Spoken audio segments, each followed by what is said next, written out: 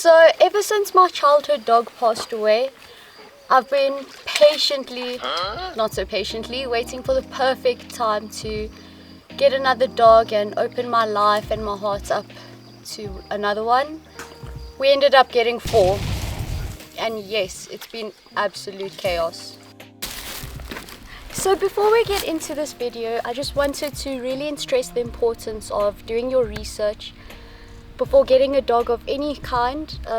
Raising and working with protection dogs and working dogs are not an easy task. Maybe what you see in the video looks really easy and happy and dandy. It's just a glimpse into the hard work that constantly is going into these dogs. These dogs are not for anyone that is an inexperienced dog owner or doesn't really know what they're doing. And yeah.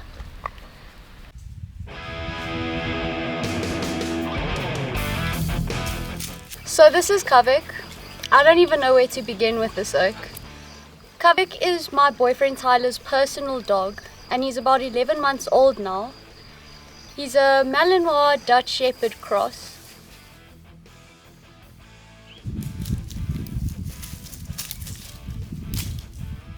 At first glimpse, you might say he's a bit on the short, stocky side. That's because besides the Dutchie, really... Kavik! Watch it! Oh my god! Kavik has not been an easy dog to raise, and you might look at him now and think he's a bit short for Mally. I think this has to do with the stockiness of the Dutch Shepherd coming into his genes, but besides that, we may have over-exercised him as a puppy and may have resulted in a stunt of his growth. He's extremely intense, always wound up, and never fully relaxed unless he's allowed on the bed to sleep. He is our #1 protector, and any sound does not go unheard by him. He's always on the prowl, barking at any movement he picks up from our boundaries, and bush life with Kavik has definitely brought him a sense of purpose that I think is so important for working dogs. Stop.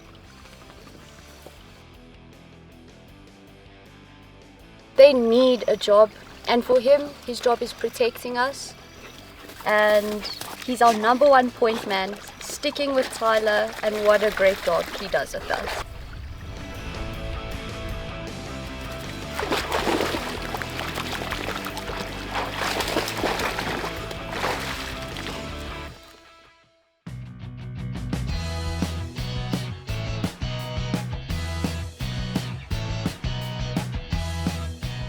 So this is Kotsi. He's my personal protection dog in the making. He's a Dutch Shepherd, and he's about a year old. He's just turned a year, so he's a bit over a year old now. He is the best protector, best friend and companion I could have ever asked for. Yes, my bless. Knowing we were moving to the farm, I knew I wanted a versatile dog, smart, intuitive, protective and loyal, but also something that looked unique, that could match me. And after working at a lodge where there was a resident Mally, I was convinced that that was the ultimate kind of bush dog. But I didn't need that Mally type of intensity. I wanted a dog that could jump into action when needed and know when to relax. A Dutch Shepherd was perfect for this.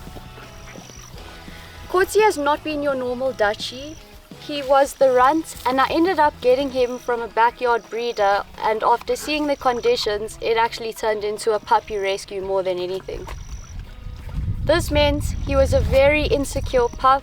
Insecurity in dogs mostly results in reactivity, but knowing I wanted him to be a protection dog, this is a quality I really didn't mind. So far, it's going great. He is always by my side and has taken on this older brother kind of role in the house. He's got a mature, gentleman-like type of personality. And being in the bush has definitely brought out this prey drive in him. And it's great for when predators come by to pick on our chickens or, pick on whatever it is around the farm. but not so much when you're trying to have a relaxing stroll and he goes bolting off for movements that he's seen in the distance. True to the Dutch Shepherd, however, he does not like children at all. Yeah, he's agreeing with me in the background.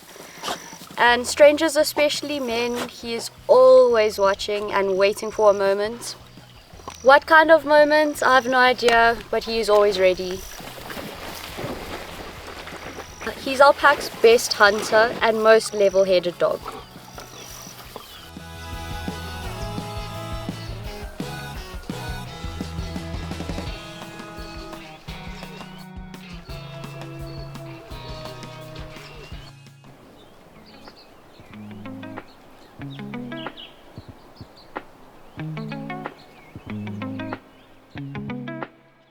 Nala is our enforcer, lady, princess. She's a 9-month-old doggo Argentino. She is truly just the sweetest girl and is always asking us for cuddles.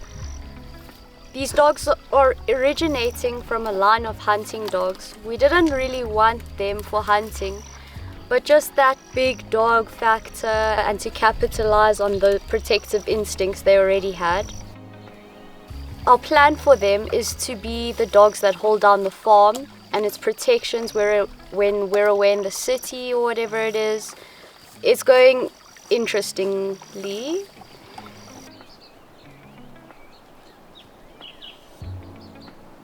These are incredibly loyal dogs once they're bonded, and these dogs live and breathe for their owner.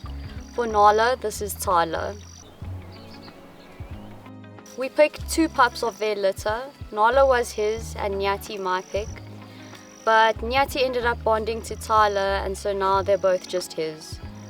Oh, and when I say this, I mean he's their primary handler.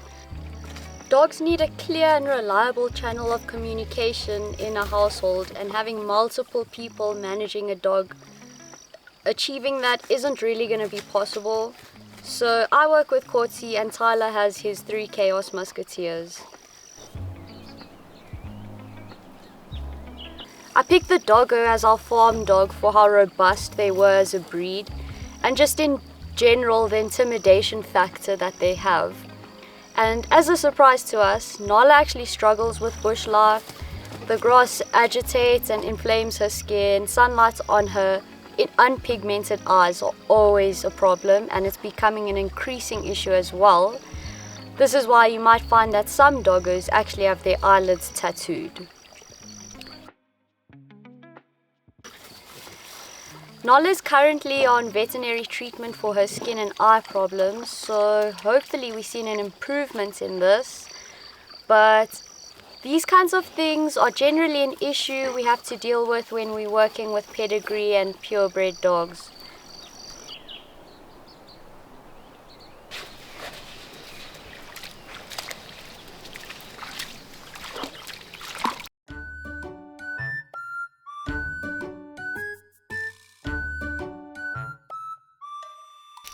Oh, Nati, shit. She's an absolute doofus dog, a real mouth breather type.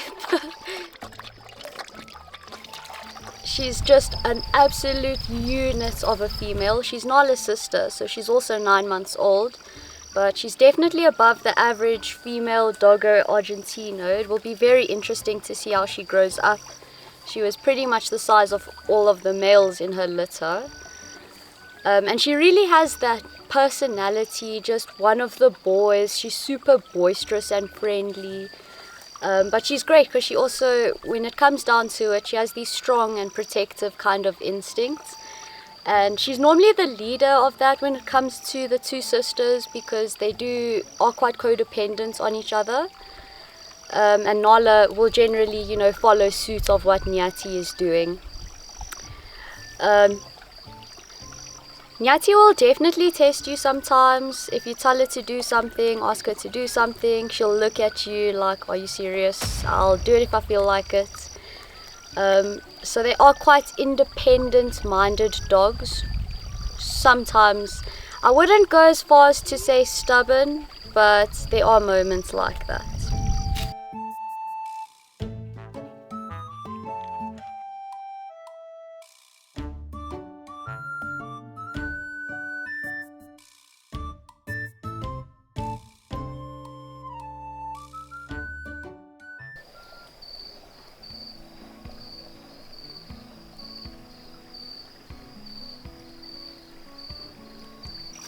pack dynamic can be interesting. Kavik and Kotsi are still intact, and Nala and Nati are also have not been spayed. So when they come into heat, it's quite an intense time. And also just the boys amongst themselves, they do have a few tiffs here and there, but it's generally quite controlled. It's nothing too serious. One of them normally puts an end to it and they back off from each other.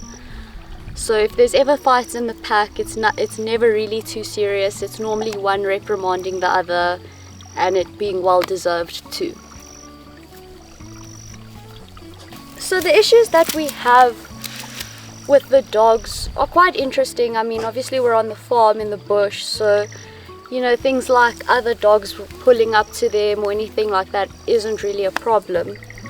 But there are other things, like when we need to go away and put the dogs into a kennel, like a boarding kennel, we actually really struggle to find a kennel for them because people hear the breed and they already immediately say no. But in that same line, we also have an issue with training facilities for them.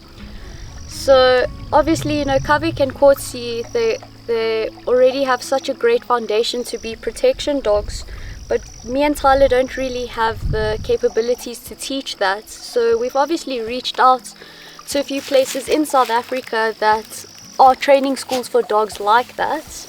And let me tell you, they've been fucking terrible. I think a total of a handful of 5 places we've contacted, and obviously, I can't contact all of them. I also need to be mindful of our location, what's flexible for us and that sort of thing. But these places are really so bad. I message them and ask them, if they would be able to accommodate me and my dogs, maybe something like leaving the boys there and them being trained and then us coming back and they give us the handling training. That's kind of how it works with these places. You send your dog into them for a few months and then they train the dog for you, and then you come and they train you on how to maintain that training with your dog. They've all been terrible with communication. I guess they don't want money. I really don't know. We've contacted one place and they told us they'd get back to us, send us information. We never got that. We contacted a second place. They seemed really promising until they heard about Kotsi and Kavik and basically just decided to stop contacting us or responding.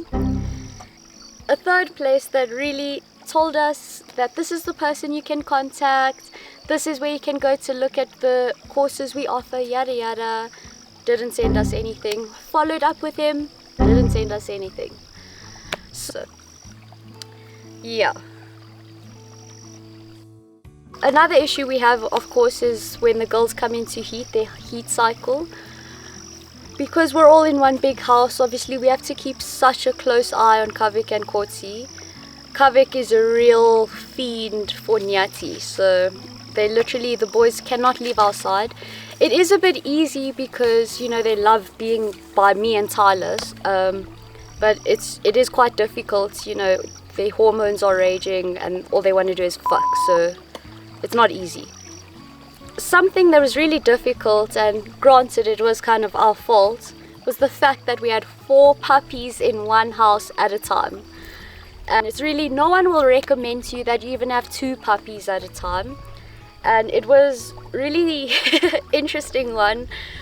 Kavik was super codependent on Kotsi. It made training for Tyler super difficult. Me and Kotsi went off somewhere. Kavik was more concerned about where Kotsi, his brother, is going instead of what Tyler's asking him to do.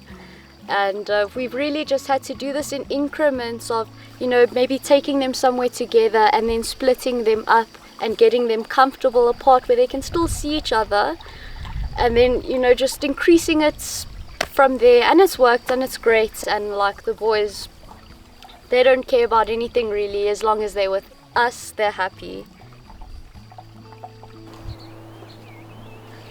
So in general, I would not recommend working dogs, working breeds, power breeds if your lifestyle is not equipped for them at all, by this I mean you're not active, you're not stimulating their brains. These dogs need purpose, they need a job in life. And yeah, being on the farm, being in the bush makes that super easy for us. It's been awesome. Another thing with dogs like this is you can sometimes have aggression issues. So we've tried to maintain and manage this, especially with the dogs. You see, they're fucking going off in the back already, really. They threw me off. You just have to be very careful with socializing them as well. You kind of have to treat them like kids. You don't want your child in being friends with the snotty, weird kid. You want them to be friends with a decent dog, and not all dogs are decent, so you really have to be mindful of that. You know, you don't want the dogs that they interact with to teach them bad habits. So just to let you guys know, in the middle of filming this, we actually ended up taking Nati to the vet. She needed to go sooner rather than later. And they found that a piece of grass went in between the eyelid and the like protective layer dogs have on their eyes, kind of like that layer crocodiles have, and it sliced that bit. So she's gotten stitches and it's recovering, so wish her luck, and I will update you guys along the way, and let's see how she goes. To end off, these dogs are absolutely amazing, and I don't doubt if it ever had to come to it, they would put their lives on the line for us. They all have such strong personalities and characters. I'm super excited to show you more of them and how they will grow with us on the farm. Yeah, so wish us luck. We will need it.